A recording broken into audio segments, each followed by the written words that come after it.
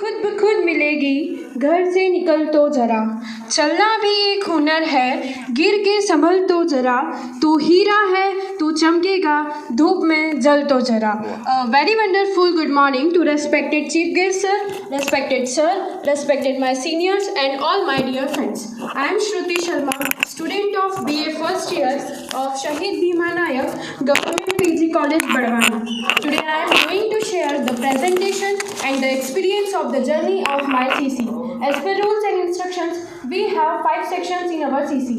Section A, which talks about 5 generation of our family. 5 generation का मतलब हमसे लेकर हमारे दादाजी के दादाजी तक। सो मेरे दादाजी के दादाजी का नाम था श्री रामदेव बाबा जी शर्मा। उनके 4 बेटे थे, जिसमें से मेरे दादाजी के पापा का नाम था श्री सावलिया राम जी शर्मा। उनकी वाइफ का नाम था श्रीमती दाखा देवी। फिर उनके 3 बेटे थे, जिसमें से मेरे एक दादाजी का नाम था श्री जगन्नाथ जी शर्मा। उनकी वाइफ का नाम श्रीमती कमला शर्मा। उनके 2 बेटे थे, एक मेरे बड़े पापा जिनका नाम है श्री सुनील शर्मा, उनकी वाइफ श्रीमती संगीता शर्मा, और मेरे पापा श्री हरीश शर्मा, उनकी वाइफ श्रीमती दुर्गा शर्मा। हम फिर देन आफ्टर हम तीनों मतलब मेरे बड़े भैया ऋषि शर्मा, फिर मेरा छोटा भाई Aman Sharma. So this was the history of my family. Now comes to section B, which talks about daily routine. So I want to share the daily routine of very first day, 8 January 2022. On that day, I woke up at 6 a.m. in the morning and I was ready by 6:45 a.m. From 6:45 a.m. to 7 a.m., I prayed and worshipped to God. After 7 a.m., I used social media like WhatsApp, Instagram, and for approx 15 to 20 minutes. From 7:30 a.m., I started my studies from the subject Indian Polity. I did my studies very well with consistency of approx 1 hour till 9 a.m. From 9 a.m. to 9:30 a.m. I taken breakfast. Then within 30 minutes up to 10 a.m. I got ready for college.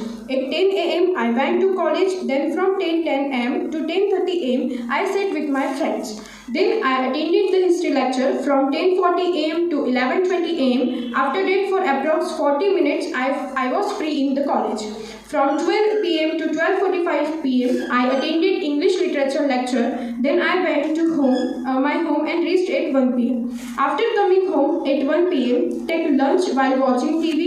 After 1:30 p.m., I was planned how to make CC in a very effective manner. In 30 minutes, I have planned very well. From 2 p.m. to 3:30 p.m., I got rest while sleeping. I woke up at 3:30 p.m. and in 30 minutes, I was ready by 4 p.m. Approx 20 to 30 minutes, I watched my phone and I used social media. Then at sharp 4:30 p.m., I started my studies and did till 6:30 p.m. with consistency. From 6:30 p.m. to 7:30 p.m., I watched television. After 7:30 p.m., I taken dinner. From 8 p.m. to 8:45 p.m., I revised everything that I had studied during the day. Thus, from approx 8:55 p.m., I watched 2 YouTube videos. And from 9:35 p.m., I used my phone till 9:45 p.m. And at sharp 9:45 p.m., I went to sleep on my bed. On that day, when I was attended history lecture, some seniors are giving explanation about how to give presentation for CC. So I learned one quality from that students. The quality is confidence. How to build confidence in front of many people. So मैंने ये फिर Google पे search किया phone में, और मैंने एक quotation देखा था कि self confidence is a super power. Once you start to believe in your self, magic start happen. मतलब जिस दिन आप खुद पर विश्वास करना शुरू कर दिया, उस दिन से दुनिया की कोई भी शक्ति ऐसी नहीं है जो आपको आपके गोल को अचीव करने में रोक सके. सो मेरी डेली रूटीन इस टाइप से है.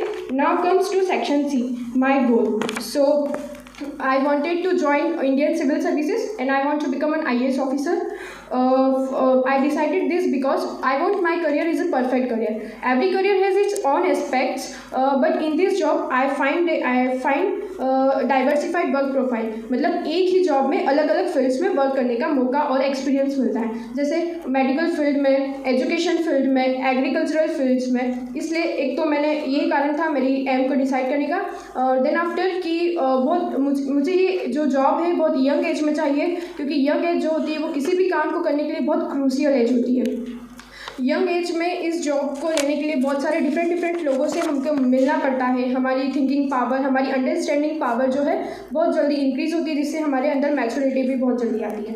सो जो भी हम लोगों का गोल होता है उसमें कुछ न कुछ प्रॉब्लम्स आती है। हर किसी के गोल में कुछ न कुछ प्रॉब्लम्स आती है। जो कुछ कॉमन प्रॉब्लम्स है जैसे टाइम मैनेजमेंट, हम लोगों का टाइम मैनेजमेंट की बहुत ज़्यादा प्रॉब्लम होती है। जैसे हमें कब हमारी कॉलेज की पढ़ाई करना चाहिए, कब कोचिंग की स्टडीज़ करना चाहिए, कब सेल्फ स्टडीज़ करना चाहिए, तो टाइम मैनेजमेंट की ये प्रॉब्लम होती है। दूसरी चीज़ लैक ऑफ कॉन्फिडेंस, हमने हमारा अगर गोल अचीव कर लिया और हम लोगों में उस गोल को लेकर कोई कॉन्फिडेंस नहीं है तो फिर हमें वहाँ पर भी थोड़ी प्रॉब्लम्स आती है। और माइंड डिस्ट्रैक्शन, 12th तक तो हम लोगों के पास फ़ोन वगैरह नहीं होते, बट 12th के बाद हम लोग के पास फ़ोन आ जाते हैं, उसमें बहुत सारे सोशल मीडियाज़ होते हैं, तो उसका भी माइंड डिस्ट्रैक्शन होता है, उसको भी हम लोगों को थोड़ा कंट्रोल करना पड़ता है। और अब मेरे गोल की प्रोसेस क्या है। यूनियन पब्लिक सर्विस कमीशन हर साल एक एग्ज़ाम कंडक्ट करता है सिविल सर्विस एग्जामिनेशन में। उसमें 3 स्टेजेस होते हैं, प्रीलिम्स, मेंस एंड इंटरव्यू। इन तीनों स्टेजेस को क्वालिफाई करने के बाद उसमें वेरियस पोस्ट होती है, IAS, IPS, IRS, IFS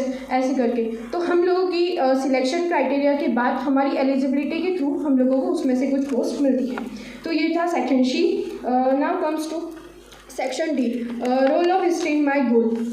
कुछ लोग कहते हैं कि जो हिस्ट्री जो है मेरे गोल में बहुत मेजर रोल प्ले करता है।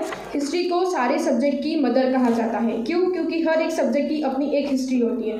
जैसे फॉर एग्जांपल अगर हमको कॉन्स्टिट्यूशन पढ़ना है तो कॉन्स्टिट्यूशन पढ़ने के लिए हमको उसकी हिस्ट्री पढ़ना ज़रूरी, मतलब वो कैसे बना था, उसकी क्या कमिटीज़ थी, उसमें कौन कौन से लोग थे, तो हम लोगों को वो पता होना ज़रूरी है। इसलिए किसी भी सब्जेक्ट को पढ़ने के लिए हमें उसकी हिस्ट्री पढ़ना ज़रूरी होता है।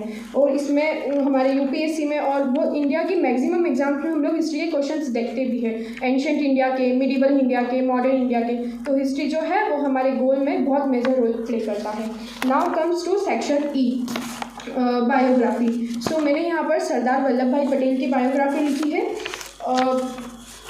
इंडिया एक ऐसा देश है जहाँ पर हर एक 100 किलोमीटर में भाषा, पहनावा, खाना सब चेंज हो जाता है, पर फिर भी हम लोग साथ में खुश रहते हैं। ये अभी हम लोगों को बहुत सिंपल लगता है, बट आज से 70 to 80 ईयर्स बिफोर ये सोच पाना भी बहुत मुश्किल था, क्योंकि एक तरफ हमारे पाकिस्तान और इंडिया का पार्टीशन चल रहा था, वहीं दूसरी तरफ बहुत सारे प्रिंसली स्टेट्स जो थे वो अलग थे। उनको एक करने के लिए जो हमारे सरदार वल्लभ भाई पटेल थे, the iron man of India, उन्होंने बहुत बड़ा प्ले रोल किया है। उनका बर्थ 31 अक्टूबर 1875 को नाडियाड में हुआ था। उनकी माता जी का नाम लाडबाई देवी था और उनके पिताजी का नाम झावेर भाई पटेल था। उनके घर की फिनेंशियल कंडीशन बहुत अच्छी नहीं थी, जिसलिए वो स्कूल तो गए बट उन्होंने कॉलेज जाने के लिए मना कर दिया। फिर भी उनके पापा ने उनको कॉलेज भेजा, पर वो नहीं गए। उन्होंने घर पे रहकर ही लॉयर की तैयारी की, वो लॉयर बन गए। उनकी शादी हो गई, पर उनकी शादी का उनकी पढ़ाई से कोई भी इफ़ेक्ट नहीं हुआ। फिर 1909 में उनकी वाइफ की डेथ हो गई थी कैंसर से, और वो 1910 में लंदन गए थे, जो वहाँ पर जो कोर्स 36 मंथ का था, उन्होंने वहाँ पर वो 30 मंथ्स में कंप्लीट करके वो इंडिया आ गए। फिर उन्होंने फ्रीडम स्ट्रगल में पार्टिसिपेट किया और बहुत सारे जो प्रिंसली स्टेट्स थे उनको मर्ज किया और एक हमारा इंडिया मतलब संपूर्ण स्वराज बनाया। सो ये था हमारा section E. At last I want to share one quote of Malala Yousafzai. One child, one teacher, one book, one pen can change the world. ये इसको सोचना बहुत ही अच्छा कोटेशन है।